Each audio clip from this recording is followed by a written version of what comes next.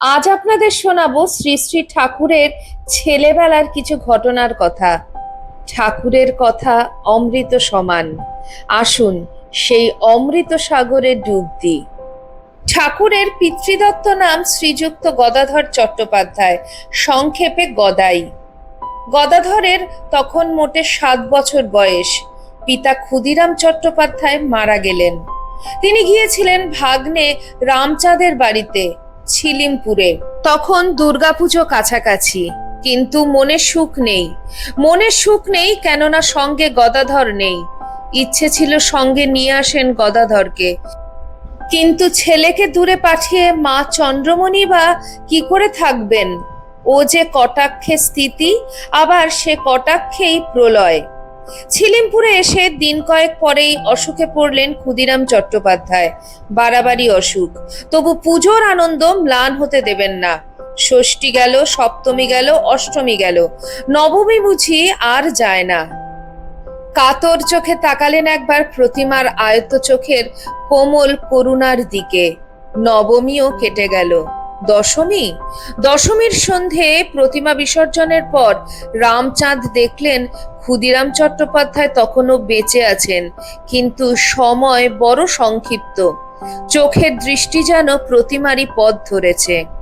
ডাকলেন, মামা। সাড়া নেই, শব্দ নেই। ক্ষুদিরাম চট্টোপাধ্যায় নির্বাক।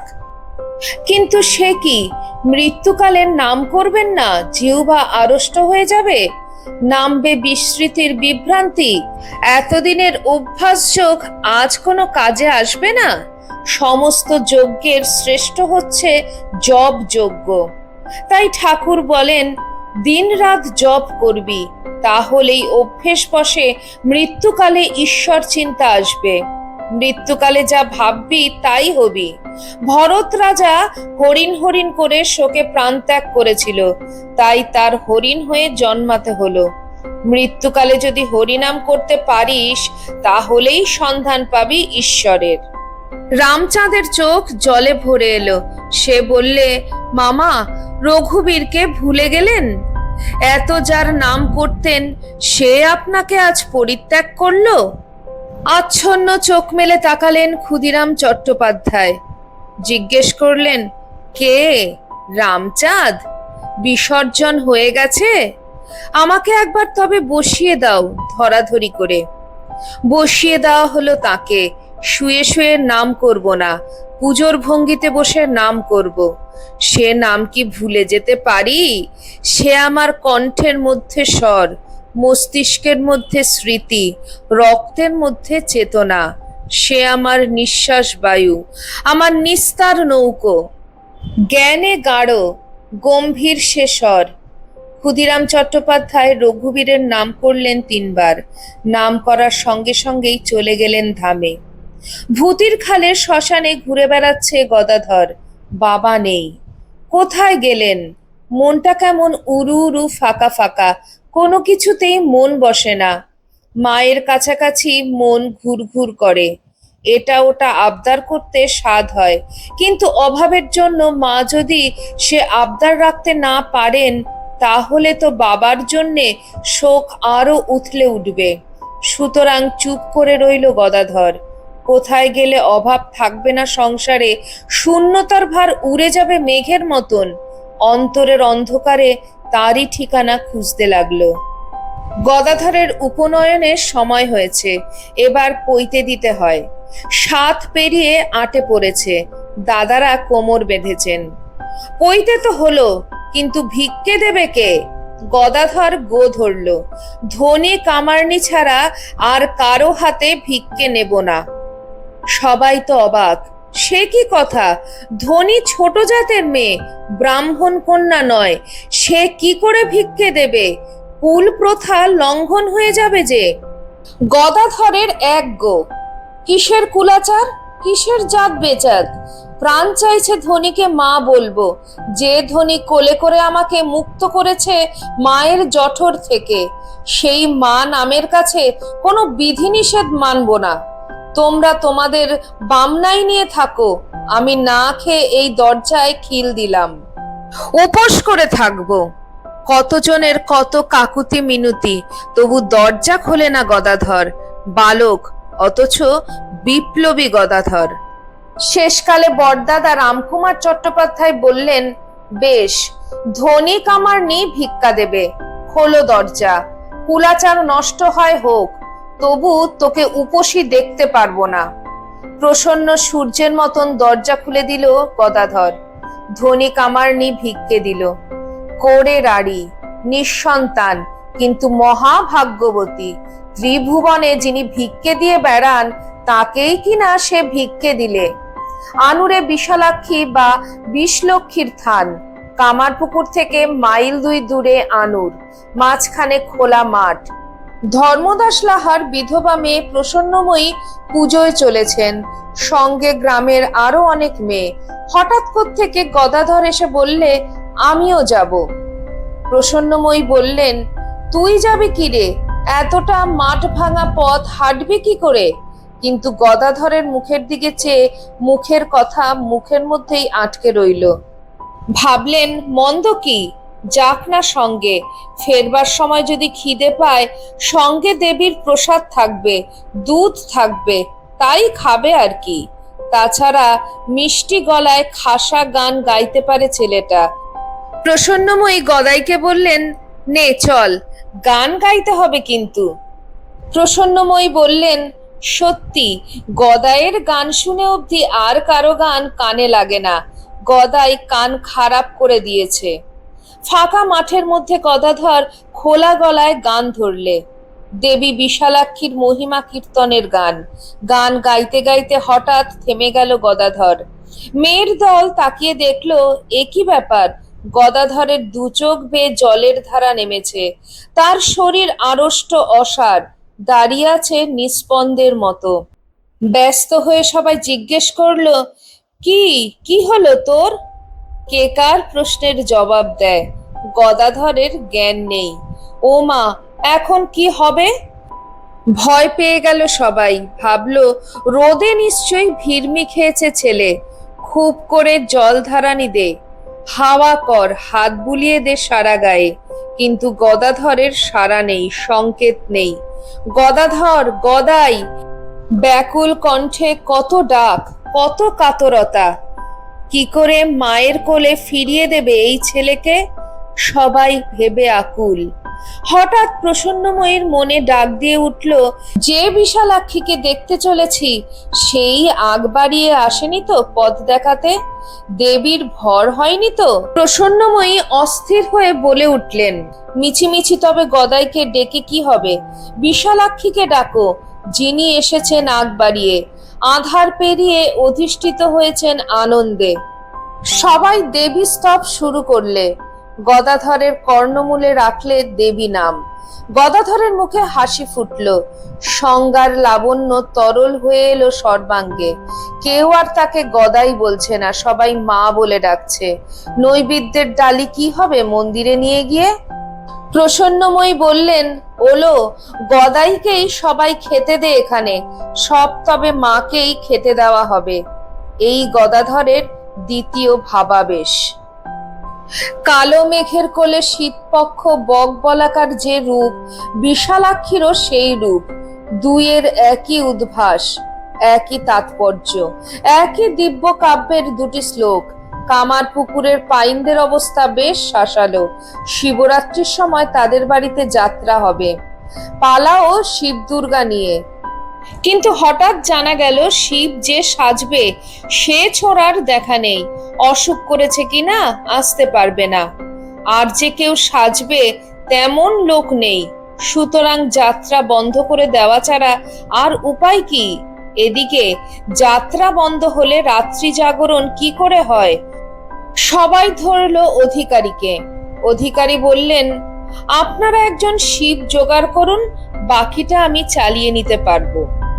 এক বাক্যে সবাই বলে উঠল, গদাধরকে শিব সাজালে কেমন হয়? চমৎকার হয়, বয়স অল্প হোক, শিবের গান জানে সে অনেক, তাই দিয়ে সে চালিয়ে নিতে পারবে। তারপর শিবের পোশাকে তাকে যা মানাবে আর দেখতে হবে না। কি যে ঠিক দাঁড়াবে বুঝতে পারছে না গদাধর। তবু সকলের ধরাধরিতে সে রাজি হয়ে গেল। আসরে এসে দাঁড়ালো সে শিবের মূর্তিতে, একেবারে সেই স্বভাব স্বচ্ছ ধবল সচ্চিদানন্দ শিব।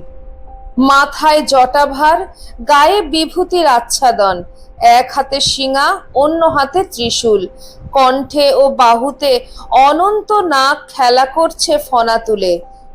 পদপাদে ধৈর্য, অবস্থিতিতে শান্তি, চোখে সেই অনিমেষ দৃষ্টি যা তৃতীয় নয়নের দীপ্ততা। যেন মৃত্যুঞ্জয় মহাদেব নেমে এসেছেন নরদেহে, সেই তপযোগগম্য শূলপাণি বিশ্বনাথ, যিনি প্রচণ্ড তাণ্ডব অথচ প্রাণ পালক। অভাবনীয় আনন্দের ঢেউ খেলে গেল চারিদিকে। মেয়েরা যারা আসরে ছিল হঠাৎ উলু দিয়ে উঠল, কেউ কেউ বা শাঁখ বাজালে। হরিধ্বনি করে উঠল পুরুষেরা। স্বয়ং অধিকারী শিবের স্তুতি করলেন, বললেন, কি সুন্দর মানিয়েছে গদাইকে। শিবের পাঠ যে এত ভালো উতরবে কেউ ভাবিনি। ওকে বাগিয়ে নিয়ে আমাদের একটা দল করতে হবে দেখছি। এমনি বলা বলি করছিল পাড়া বেপারার ছোকরারা। কিন্তু ও কি, গদাধর কিছু বলছে না কেন, নড়ছে না কেন? শুধু চেহারা দেখিয়েই কি পাঠ হয়? বলতে কইতে চলতে ফিরতে হয় যে। ও কি দেখছিস, গদাধর কাঁদছে। শিব আবার কাঁদলো কখন? কেউ কেউ ছুটে গেল গদাধরের কাছে। গদাধরের বাহ্য জ্ঞান নেই। জল দাও, হাওয়া করো, সবাই অস্থির হয়ে বলল। শিবের ভর হয়েছে, কানে শিব মন্ত্র দাও। ছোড়াটা রসভঙ্গ করলে মাইরি, আফসোস করলে কেউ কেউ। এমন পালা শুনতে দিলে না। যাত্রা ভেঙে গেল। কাঁধে করে গদাধরকে কারা বাড়ি পৌঁছে দিল। গদাধর তখনও দেহ সংজ্ঞাহীন, তখনও শিবময়। সারা রাত বাড়িতে কান্নাকাটি, গদাধরের জ্ঞান হচ্ছে না। কিন্তু কাকে বলে জ্ঞান, আর কাকেই বা অজ্ঞান? কে বা জাগ্রত, কে বা সুষুপ্ত? সকালে চোখ মেলল গদাধর, আকাশে চোখ মেলল দিনমণি। সবাই ভাবলে এই আমাদের গদাধর। দুটি আয়ত উজ্জ্বল চোখ, যে চোখে শান্তি আর সরলতা, মাথা ভরা এলোমেলো চুল, যে চুলে আনন্দময় ঔদাসীন্য, মুখে অমিয় মধুর হাসি, যে হাসিতে অহেতুকী করুণা, কণ্ঠস্বরে অমৃত নির্ঝর প্রসন্নতা, যে প্রসাদে অশেষ আশ্বাস। যে দেখে সেই তাকে ভালোবাসে, যে একবার চোখ রাখে সেই আর চোখ ফেরায় না। যদি ভালো কিছু আহার্য পায়, সবার ইচ্ছে করে গদাধরকে খাওয়াই, ইচ্ছে করে তার একটা কথা শুনি, যেখানে সে গিয়েছে সেখানে গিয়ে বসি। এদিকে লেখাপড়ায় এক ফোঁটা মন নেই গদাধরের, কিন্তু রামায়ণ মহাভারত পড়তে দাও, মন মাতিয়ে পড়বে সে অনর্গল। ধ্রুব প্রহ্লাদের কথা শুনতে চাও, সবাইকে সে ব্যাকুল করে ছাড়বে। মামুলি পাঠশালায় যেতে তার মন ওঠে না, তার চেয়ে মাঠে মাঠে তাকে মুক্ত হাওয়ার মতন ঘুরে বেড়াতে দাও, সে মহা খুশি। যা কিছু সুন্দর তারই ওপর তার মনের টান। মনে হয় কি করে এই সুন্দরকে নিজের সৃষ্টির মধ্যে প্রকাশ করা যায়। গদাধর তাই কাঁদা নিয়ে মূর্তি গড়ে, গলা ছেড়ে গান গায়, দু হাত তুলে নাচে। শিল্পে, সাহিত্যে আর নৃত্যে গদাধর এক অনির্বচনীয়কে উদ্ঘাটিত করতে চায়। আর সে যা কথা বলে তাই সাহিত্য, সাহিত্যের সারবিন্দু। আমাকে রসে বসে রাখিস মা, আমাকে শুকনো সন্ন্যাসী করিস নে, এই প্রার্থনাই একদিন করেছিল গদাধর। আমাকে রস দিস, কিন্তু সেই সঙ্গে বসে রাখিস। আমাকে উচ্ছ্বাস দে, সঙ্গে সঙ্গে সংযমও দে। ভাবের সঙ্গে সঙ্গে রূপকেও বিকাশিত কর। আমি তোর কবি হব। তুই যদি মা আদি দেবী, আমিও তোর আদি কবি। আজকাল প্রায়ই ভাব সমাধি হয় গদাধরের। হরিবাসরে, শিবের গাজনে, মনসা ভাসানে কোথাও একটু দেবদেবীর নাম গান হলেই হয়। শুনতে শুনতে গদাধর একেবারে বিহ্বল তন্ময়। সেই তন্ময়তা একটু গাঢ় হলেই ভাব সমাধি। চন্দ্রমণি দেবী আগে আগে ভয় পেতেন ছেলেকে বুঝি দানতে পেয়েছে, এখন দেখেন নিজের ভাবে যেমন ডুবে যায় তেমনি আবার নিজের ভাবে উঠে আসে। রোগের চিহ্ন নেই শরীরে, দর্পণের আভা যেন তার সারা গায়ে চমক দিচ্ছে। সেই দর্পণে যেন দেখা যাচ্ছে আরেক মূর্তি, আরেক দেহ, চিন্ময় মূর্তি, চিন্ময় দেহ। কিন্তু দাদারা ধরে নিয়েছেন বায়ুরোগ হয়েছে, তাই তার ওপর আর পড়াশোনার তাড়া নেই, যেমন ইচ্ছে ঘুরে বেড়াও। তবে গদাধরের পাঠশালাতে একবার যাওয়া চাই। সংসার চলে না দেখে রামকুমার কলকাতায় গেলেন, সেখানে গিয়ে টোল খুললেন। গদাধরের তখন 12-13 বছর বয়স, তখনও সে পাঠশালায় যাচ্ছে, পড়তে নয়, ছোকরাদের সঙ্গে আড্ডা দিতে, দল বাঁধতে, যারা পড়াশোনা করে জ্ঞানীগুণী হবে তাদের চিনে রাখতে। যতই আড্ডা দিক না কেন, রঘুবীরের পুজো ঠিক সেরে রাখে, মায়ের ঘর কন্যার কাজে যোগান দেয়। মেজদাদা রামেশ্বর চট্টোপাধ্যায়ের ওপর সংসারের ভার, কিন্তু সেও রঘুবীরের ওপর বরাত দিয়ে বসে আছে চুপ করে, মনে মনে বিশ্বাস গদায়ের যখন অত ভক্তি তখন একটা কিছু হবেই। যিনি চিন্তামণি তিনিই যখন নিশ্চিন্ত, তখন চিন্তা করে লাভ কি? বাড়িতে কাজছুট বসে আছে গদাধর, গায়ের মেয়েদের সঙ্গে তার বড় বনিবনা। দুপুরবেলা সবাই জোট বেঁধে চন্দ্রমণি দেবীর কাছে আসে আর গদাধরকে হরিনাম গাইতে ফরমাস করে, কিংবা কোনোদিন বায়না ধরে ধর্মের কোনো উপাখ্যান বলো। এর চেয়ে আর মনোগত বিষয় কি আছে গদাধরের? গদাধর তক্ষুনি তৈরি, মাকে বলে, মাগো তুমিও বসে যাও। কিন্তু মা বলেন, না রে বাবা, আমার হাতের কাজ এখনো শেষ হয়নি। গ্রামের মেয়েরা বলে ওঠে, সে কি কথা, আমরা আপনার কাজ সেরে দিচ্ছি। সমাগত মেয়েরা চন্দ্রমণির হাতের কাজ চটপট সেরে দিলে। চন্দ্রমণি দেবী বসলেন স্থির হয়ে, গদাধর গান ধরলে। কোনোদিন বা পাঠ, গায়ে যত ভাগবত পাঠ বা গান কীর্তন হয় সব শুনে শুনে মুখস্থ হয়ে গেছে গদাধরের। তারপর যা কখনো সে শোনেনি সেসব কথাও তার মুখে এসে জোটে। মেয়েরা তন্ময় হয়ে শোনে, সময়ের হুঁশ থাকে না। বিকেলে যে আরেক কিস্তি কাজ আছে বাড়িতে তা ভুল হয়ে যায়। গদাধরের সঙ্গে সঙ্গে তারাও নাম করে। নাম কি কম? যা নাম তাই তো রাম। সত্যভামা যখন তুলা যন্ত্রে সোনাদানা দিয়ে ঠাকুরকে ওজন করছিলেন তখন হলো না, কিন্তু রুক্মিণী যখন একদিকে তুলসী আর কৃষ্ণ নাম লিখে দিলেন তখন ঠিক ওজন হলো। নামের এমনই গুণ। তবু নামের সঙ্গে অনুরাগ চাই।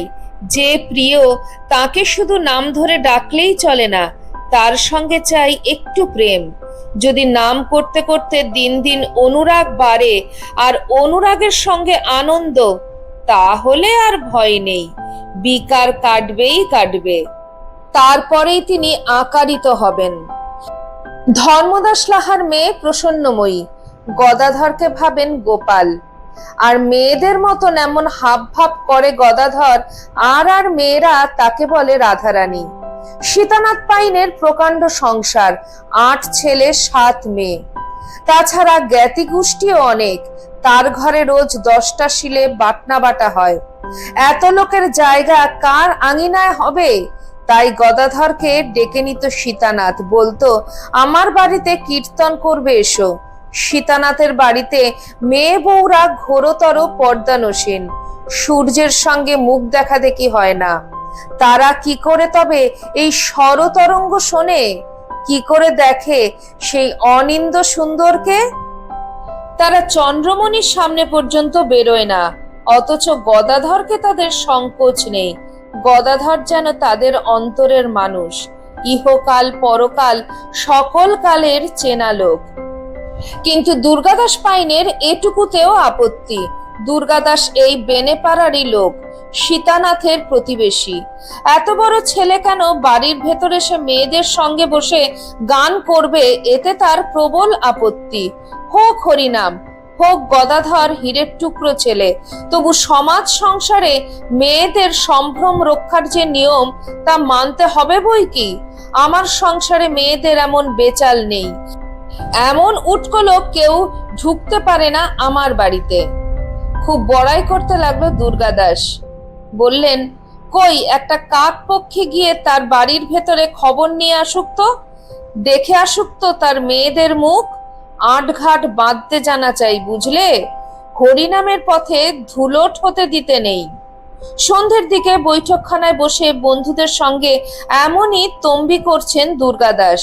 এমনি সময় ঘরের দরজায় একটি মেয়ে এসে উপস্থিত। বেশভূষা দেখেই চিনতে পারলেন দুর্গাদাস। তাঁতিদের কারো মেয়ে হয়তো।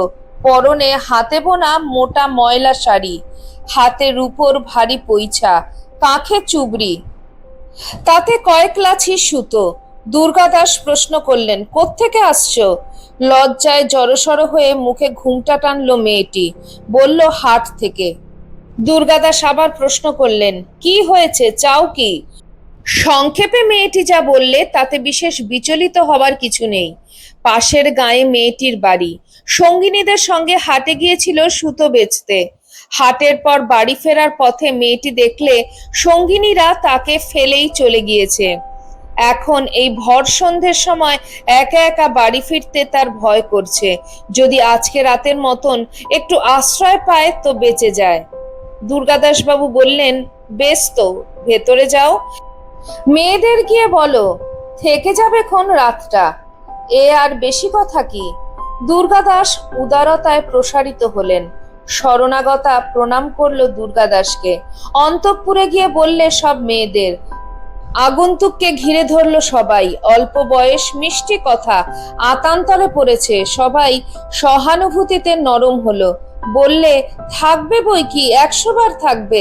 তার আগে হাত মুখ ধুয়ে কিছু খাও। কি যেন একটা বিশেষ আকর্ষণ আছে মেয়েটির। যে তাকে দেখে তারই মনে মমতা লেগে থাকে। থাকবার জায়গা ঠিক হলো একধারে। মুড়ি মুড়কি দিয়ে দিব্যি জলযোগ করলে। তন্ন তন্ন করে দেখে এ ঘর ও ঘর ঘুরে বেড়াতে লাগলো মেয়েটি। খুঁটিয়ে খুঁটিয়ে বাড়ির মেয়েদের সঙ্গে আলাপ করলে, ভাব করলে, জেনে নিলে দুঃখ সুখের ইতিহাস। যেন কি জাদু জানে, এক মুহূর্তে অন্তরের অঙ্গ হয়ে উঠল। অন্ধকারে রামেশ্বর চলেছেন সীতানাথের বাড়িতে। গদাইকে খুঁজে পাওয়া যাচ্ছে না। এত রাত হলো, এখনো তার ফেরবার নাম নেই। মা ঘরবার করছেন, কোথাও মুচ্ছ গেল নাকি কে জানে। একজন শুনে বললে, ওই সীতানাথের বাড়িতেই আছে ঠিক। সারা দিন রাত ওইখানেই পাঠ কীর্তন করে, ওইখানে গিয়েই হাঁক দিন। না, সীতানাথের বাড়িতে যায়নি আজ গদাধর। রামেশ্বর চোখে অন্ধকার দেখলো। রাত করে কোথায় এখন তাকে খুঁজবে ভেবে পেল না। গদাই গদাই করে পাইন পাড়ার ঘরে ঘরে অসহায়ের মতন সে হাঁক দিয়ে ফিরতে লাগলো। তাঁতি মেয়ে পা ছড়িয়ে বসে মেয়েদের সঙ্গে খোশ গল্প করছে। এমন সময় শুনতে পেল কে উঁচু গলায় হাঁক পারছে বাইরে থেকে। কার নাম ধরে ডাকছে? কান খাড়া করলো তাঁতিনি। লাফিয়ে উঠল শুনে। যাচ্ছি গো দাদা, এই যে আমি এইখানে, বলে সেই তাঁতিনি এক ছুটে বাইরে বেরিয়ে গেল। বাড়ির মেয়েরা সব বললে গিয়ে দুর্গাদাসকে। দুর্গাদাস চুপ করে রইলেন। খানিক পরে বললেন, প্রভু আমার অহংকার চূর্ণ করেছেন। ঠাকুর পরবর্তীকালে বলেছেন, আপনাতে মেয়ের ভাব আরোপ করলে কামাদের রিপু নষ্ট হয়ে যায়, ঠিক মেয়েদের মতন ব্যবহার হয়ে দাঁড়ায়। তাই আমি অনেকদিন মেয়েদের মতন কাপড় গয়না পরে ওড়না গায়ে দিয়ে সখী ভাবে ছিলাম, আবার ওইভাবেই আরতি করতুম। তা না হলে পরিবারকে 8 মাস কাছে এনে রাখতে পারতুম। দুজনেই মায়ের সখী। আমি আপনাকে শুধু পুরুষ বলতে পারি কই? একদিন আমার ভাবাবস্থায় পরিবার জিজ্ঞেস করলেন, আমি তোমার কে? আমি বললাম, আনন্দময়ী। এতক্ষণ আপনারা শুনছিলেন শ্রী শ্রী ঠাকুরের ছেলেবেলার কিছু ঘটনার কথা। ভিডিওটি আপনাদের কেমন লাগলো অবশ্যই কমেন্ট সেকশনে কমেন্ট করে জানাবেন। চ্যানেলের নতুন বন্ধুদের কাছে একান্ত অনুরোধ, চ্যানেলটি সাবস্ক্রাইব করে আমার পাশে থাকবেন আর পাশে থাকা বেল আইকনটি অবশ্যই ক্লিক করে দেবেন, যাতে আমার পরবর্তী ভিডিওতে আপনার সঙ্গে আমার আবার দেখা হয়। তাহলে আজ এই পর্যন্তই। সবাই ভালো থাকবেন, সুস্থ থাকবেন। আবার খুব শিগগিরই দেখা হচ্ছে আপনাদের সঙ্গে কোনো একটি নতুন ভিডিওতে। জয় ঠাকুর, জয় মা, জয় স্বামীজি।